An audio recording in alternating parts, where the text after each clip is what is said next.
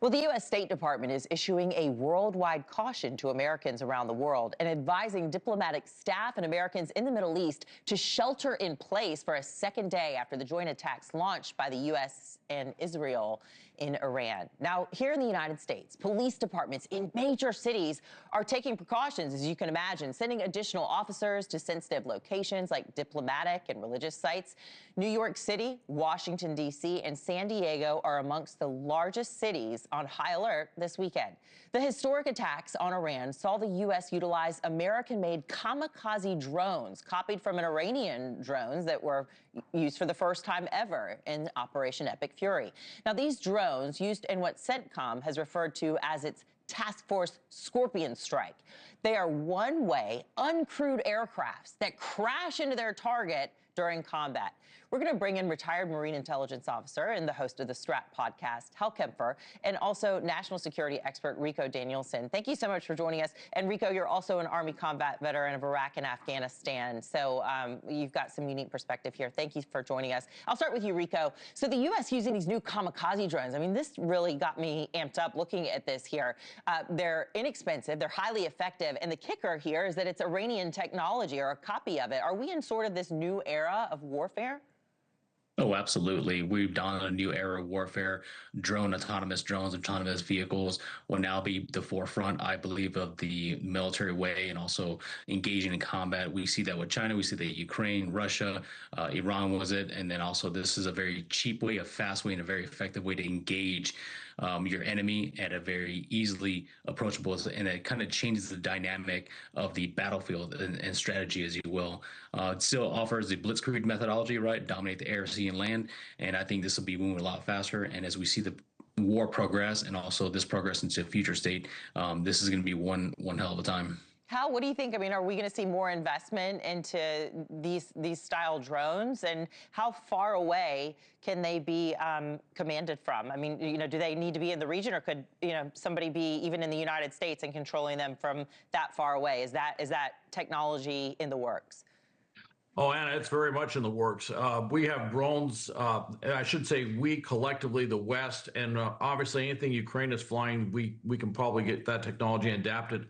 But these drones can go out hundreds of miles, over 1,000 miles, depending on how they're set up.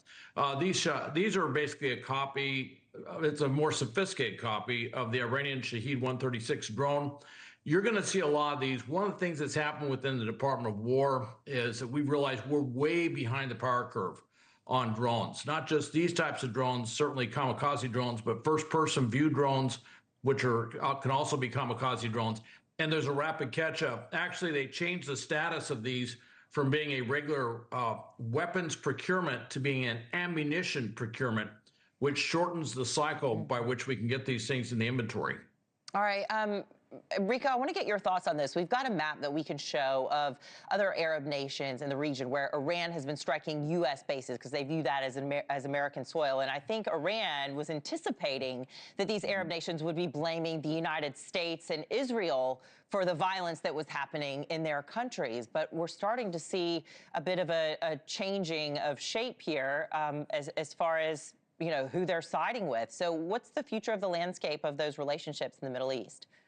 Yeah, Iran's playing checkers here. We're playing chess. The hard thing about Iran actually indiscriminately just shooting these autonomous drones, blowing up hotels for no reason, killing innocent people, and it's turned the tide against them, especially in the air, even though they have in the neighboring areas, right? The idea here is the Arab nations are looking inward and saying, "What are you guys doing? This does not coincide with what we're supposed to be doing as a neighboring country." So now these neighboring Arab nations are looking at them saying, hey, now you're gonna have to pay up, whether it's either blood, bleeds, or bullets. And this is kind of the way it's going to go. And I would be surprised, more specifically Saudi Arabia and Jordan, taking retaliation. Okay. And how, big cities here in the United States are on high alert. Our viewers are watching this. If they don't have family members who are, serving overseas, there's 40,000 troops over there. But this may be impacting them even more just in the big cities, the police presence that they're noticing around sensitive areas. And, we've got the FBI and DHS saying they're doing anything they can to thwart any potential threats. Nothing that we've heard about. But are Americans safe right now, Hal? Well, Anna, we're all at greater risk. As you know, for a number of years, this is what I did was terrorism preparedness all around the country, working with law enforcement and other organizations. And this is a huge area. There are systems in place to put out alerts, to disseminate information quickly, to turn everybody out there into a collector, if you will, looking for suspicious activity and specific indicators of potential terrorism. So you can imagine everybody's on their toes. It's not just DHS, it's not just the FBI. It's everybody in law enforcement, state, federal, local. In fact, it's all first responders are being focused on this and looking at specific indicators, if you will, tactical tradecraft that would be indicative of a potential terrorist attack or plot.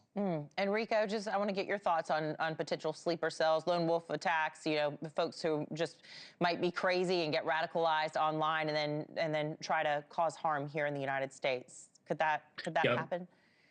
Yeah, I believe that may happen. We just saw it in Austin last night. I believe that unfortunately, the call to jihad now has been out there, and you saw it in UK. They're coming forth now, going forth with violence. Same with Austin. I wouldn't be surprised if, unfortunately, if we see this. I'm in Phoenix, Arizona right now, and I saw that the Phoenix PD and also law enforcement issued out a warrant, say, at a high risk, right? And the safety is coming upon us, so we have to be mindful of ourselves.